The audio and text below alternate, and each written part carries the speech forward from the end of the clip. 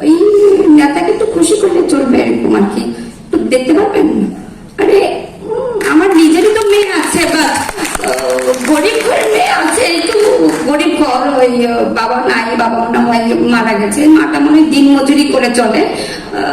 হ্যাঁ হবে, একটু আমাকে দেখেন আপনি, আমার নামটা একটু দেখেন, আমি যেন একটু বড় পদে হোস্ট করতে পারি।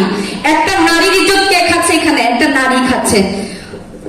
আমি আমার পরিচয়টা একটু দিই। আমি স্বর্ণাক্তা রিয়া, আমি জগন্নাথ বিশ্ববিদ্যালয়ের পাবলিক অ্যাডমিনিস্ট্রেশন ডিপার্টমেন্টের বিস নেগোসিয়েশন। আমার পারিবারিক ব্যাকগ্রাউন্ড হচ্ছে, আমার বাবা আর্মিতে ছিলেন, আমি ক্যান্টনমেন্টে বড় হওয়া মেয়ে। আমার ছোট ভাই এখন মেডিকেল অ্যাসিস্ট্যান্ট রূপে আর্মিতে কর্মরত আছে। তার মানে আমি এটা কেন বললাম, কারণ আমি আমার ব্যাকগ্রাউন্ডে এটা উল্লেখ করলাম যে আমি কোন ফ্যামিলিতে বিলং করে আমি এই পজিশনে এখনো হোল্ড করছি। বিকজ আমি যখন জুলাই আন্দোলন শুরু করি তখন আমার বাবা ব্রেন স্ট্রোকের রোগী, আমার কোনো আর্নিং পার্সন ছিল না, আমার কোনো বড় ভাই ছিল না। আমি যখন আন্দোলন শুরু করি তখন আমার মা মাইমেন্সিং এ জানতো না আমি আন্দোলন করছি। আমার আপনি, আমার ভাই তখন ট্রেনিং এ, ও জানতো না। আমার ন্যূনতম কোনো সাপোর্ট ছিল না। আমি যখন শুরুতে আন্দোলন শুরু করি তখন আমি একটা সার্ভে করতাম, গরম নিয়ে সার্ভে করতাম, তখন আমি আন্দোলনে সক্রিয় হই। 11ই জুলাই যখন আমরা শাহবাগ আসার কথা জগন্নাথ থেকে, কিন্তু আমাদের তত্ত্বাবধান প্রক্টোরিয়াল বডি, আমাদের ওখানে যারা ভলান্টিয়ার ছিলেন 35 জনদেরকে ইস্তফা, তাদেরকে বাধ্য করা হয়, কারণ বাইরে পুলিশের ব্যারিকেড ছিল, কে এখানে দায় নেবে, ওনারা ইস্তফা নেয়, যে কারণে আমাদের উপরে নেতৃত্ব চলে আসে। সেই মুহূর্তে আমি একা মেয়ে, যার কোনো ব্লাডে কোনো পলিটিক্স নাই, যার কোনো ব্লাডে রুলস রেগুলেশনে ভরা, সে একটা মেয়ে, আমি নিজে এগিয়ে গিয়ে বলি আমি দায়িত্ব নিব। আপনারা ছবিগুলো দেখছেন কিনা জানি না, 11 জুলাই আমরা যখন ব্যারিকেড গুলো ভেঙে ভেঙে শাহবাগ আসি, এসে দেখি শাহবাগে ঢাকা ভার্সিটি, ঢাকা কলেজ, আদর্শ 7 কলেজকে কিন্তু পুলিশ ব্যারিকেড দিয়ে আবদ্ধ করে রেখেছে। যখন জগন্নাথ আসে সেই মুহূর্তে ঢাকা ভার্সিটির মধ্যে বলে না আন্দোলনের যে অগ্নি উৎপীড়নটা হয়, তখন তারা ব্যারিকেডটা ভেঙে বের হতে পেরেছে, বিকজ জগন্নাথের কারণে।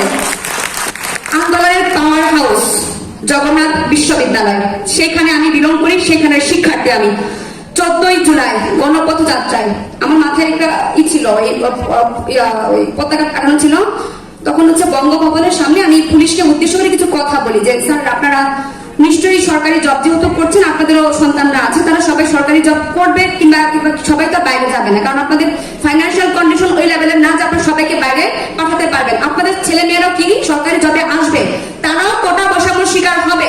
সেই স্পিচ দেওয়ার ছবিটা আল জাজিরা চুজ করে ফেলে, যে কারণে 15ই জুলাই যখন ছাতিতে মার খাই, বাবা মা আমাকে কখনো সাহস পায় যে বসে গালি দেওয়ার, সেই নোংরা বসে যখন গালিটা আমাদের দেওয়া হয়, সেই পুরস্কার স্বরূপই ওই রাজ্যে আল জাজিরা কোটা সংস্কার আন্দোলনের প্রথম যে নিউজটা কভার করে, সেই ছবিটা আমার ছিল, আমি স্বর্ণারিয়ার। কিন্তু কোথাও দেখেছেন জগন্নাথ বিশ্ববিদ্যালয়ের নাম দেখেছেন? কোথাও দেখেন নাই, কারণ আমরা ঝাঁপির না।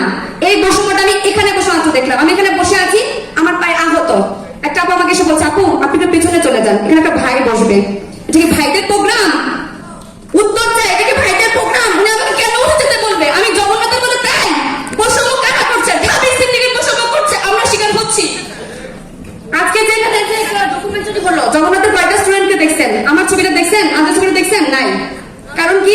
আমি একজন অ্যাপলিটিক্যাল। হ্যাঁ, নাহিদ ভাইয়ের সাথে খুব ভালো সম্পর্ক, আসিফ ভাইয়ের সাথে ভালো সম্পর্ক, কিন্তু আমি জগন্নাথ, নট ঢাবি সিন্ডিকেট। বৈষম্যটা কারা করে এখানে বলবো না, সরি। আচ্ছা, আমার ভাই তখন ট্রেনিং এ ছিল, সে ট্রেনিং থেকে আসার পর হাসিনার পতন হলো, সে আমাকে প্রথমে কথা একটা বলছে, ছোট আপু হাসিনা তোমাকে কি করছিল, তুমি হাসিনাকে কেন খেদাইছো? ও ছোট মানুষ, ও জানে না, ও দেখে নাই হাসিনাকে। আমি যখন 20 সালে যখন they are all prime ministers man Al Jazeera একটা ডকুমেন্টারি হয়, তখন আমি বিশ্বাস করি না, এটা বিশ্বাস করি না, ভাবতাম হাসিনা ভালো, পদ্মা সেতু করছে, রাস্তাঘাট উন্নয়ন করছে, এই করছে, হাসিনা ভালো। আমি কোন বিশ্বাস করি নাই, যারা আজিজকে নিয়ে নিচ্ছি আমি বিশ্বাস করি, মানে আমি আর্মি পার্সনে বিলং করি, আর্মি তো আমার একটা ভরসা ছিল, আমি মানি নাই, এটা লিটারালি মানি নাই। আমি যখন ক্লাস 3-তে পড়ি তখন আমি আবৃত্তি দিয়ে প্রথম একটা বই পাই, সে বইয়ের নাম ছিল আমি মুজিব বলছি। আমার বাবা তখন আর্মিতে, আমার বাবা খুশি হয় নাই। আর্মি পার্সনরা কোনো পলিটিক্যাল অন করতে পারতো না, কোনো কিছু তারা শো করতে পারতো না, তারা কাকে বিলং করে কাকে সাপোর্ট করে শো করতে পারতো না। সেই ফ্যামিলির মেয়ে আমি স্বর্ণারিয়া, সে আমাকে শুনতে হয় তুমি পলিটিক্স করবা মানে প্রতিটা